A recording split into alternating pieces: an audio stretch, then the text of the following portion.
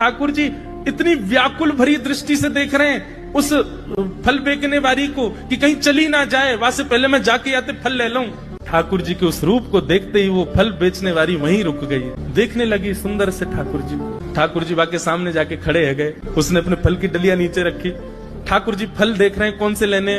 अब उंगली करके ठाकुर जी कह रहे हैं जेवारो दे दो, जेवारो दे दो, ये दे दो, ये दे दो।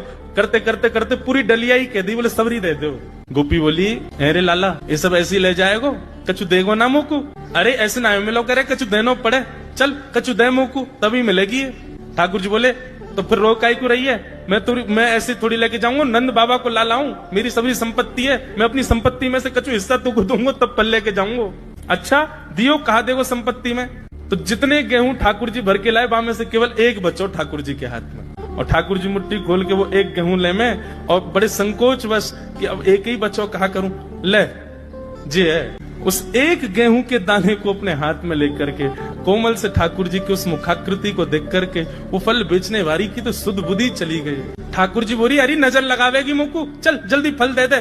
बोले फल दे तो दूं, लेके कैसे जाओगे, 4 आम के बराबर के तो तुम स्वयं हो, एक आम के ऊपर एक ऐसे 4 खड़े कर दूं तो इतने बड़े तो तुम खुद ही हो, कैसे लेके जाओगे। ठाकुर जी बोले बड़ी चिंता। तभी गोपी ने की अच्छा आओ मैं दूं, और ठाकुर जी के कछु फल तो कमरिया में बांध दिए, कछु पामन में बांध दिए, कछु हाथन में बाजू बंद बना के बांध दिए, कछु गरे में लटकाई दी। और ऐसे ठाकुर जी मटकते भये, उछलते भये, और बड़ो श्रम है रोए, उठा नहीं पा रहे पाम को, इतना भारी है कि पाम खिसक खिसक करके नंद भवन की ओर जा रहे हैं। इस रूप को जब उस फल बेचने वाली ने देखा, उसने अपनी फल की डलिया उठाई, और फल की डलिया उठा करके जब सिर पर रखी तो आगे चलते हुए नेत्र बंद हो गए। अब तो बस यही कहती जा रही है गोपाल ले लो, कृष्ण ले लो, माधव ले लो, मधुसूदन ले लो, गोविंद ले लो, नंद जी को लाला ले लो।